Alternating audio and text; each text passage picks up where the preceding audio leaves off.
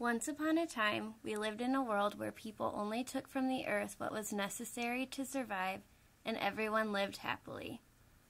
Now, let's fast forward to the year 2012. We have become a consuming society, where we take what we want and don't think about the consequences. Although it can be argued that the human race always had this mentality, hundreds of years ago, we did not have the ability to consume so much as to damage our environment. Around every corner, you can see dumpsters filled with plastic bags, excess packaging, and other worn-out products. But not only do we consume small objects that get thrown away after a short amount of time, we also continuously produce products such as cars to fuel our constant need for bigger and better objects. From 2005 to 2006, Hummer sales increased by 24.3%, pushing total sales to over 70,000 in the United States. But why? What benefit does this give the consumer? Why not buy a vehicle that could hold the same amount of people, yet consumes a much smaller amount of gas? Why not use public transportation? Why not ride a bike? Electricity, yet another form of energy we feel we must constantly consume. Appliances are left constantly plugged in for our convenience. But there are also other ways to combat their overuse. We can use power strips and turn appliances off when they're not in use. We can use solar power for energy generation. And we can use motion detectors on pop machines or in the aisles of grocery stores. Who gets to decide that our consumer hunger is more important than the terrible effects that they have upon our planet?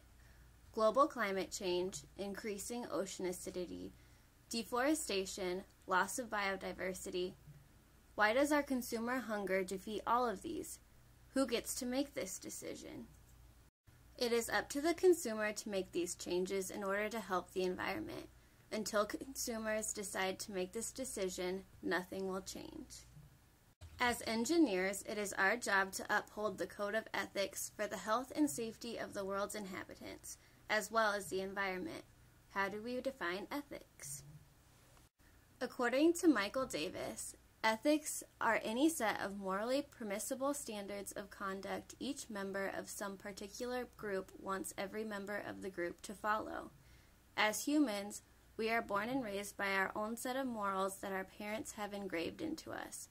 Morals are the difference between what is right and wrong, or good and bad. Because there is no clear definition of what is right and wrong, it is up to the individual to make their best judgment.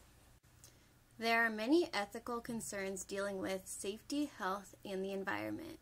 The major dilemma is predicting the short-term and long-term effects. How do we predict the effects the products will have on the market? How much damage needs to be done before we change our ways? The U.S. consumes 20% of the world's energy, but makes up only 5% of the world's population. Is the amount of energy usage per person in the U.S. ethical?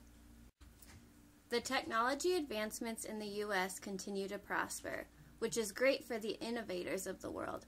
But what about the third world countries that barely have enough food to feed their citizens? Should some of the energy used in the U.S. be used to help better that of other countries? Where do we draw the line between fairness and equality and the survival of the fittest? One of the most valuable tasks an individual can accomplish is to become educated. Unfortunately, the internet is swamped with websites that are full of opinions, rather than solid statistical facts. It is our job as individuals to organize and separate the facts from the fiction. How do we know which information is falsified? Is it ethical to write opinionated articles to be published in the newspaper or on the internet? Should there be regulations on falsified or fictional data? Many people believe that what they don't know won't hurt them. What about the effects of secondhand smoke on individuals? What happens when the easily accessible oil runs out? What happens when the animals are out-hunted and plants are demolished? Education is key, and providing citizens with the appropriate information will help the U.S. and the rest of the world to prosper. Although people have the ability to become informed, the ultimate driver in the U.S. is money. Money is power. but how much will money help when the environment and natural resources are destroyed? As engineers, it is important to put the health and safety of the Earth's inhabitants, as well as the environment, in front of the value of money.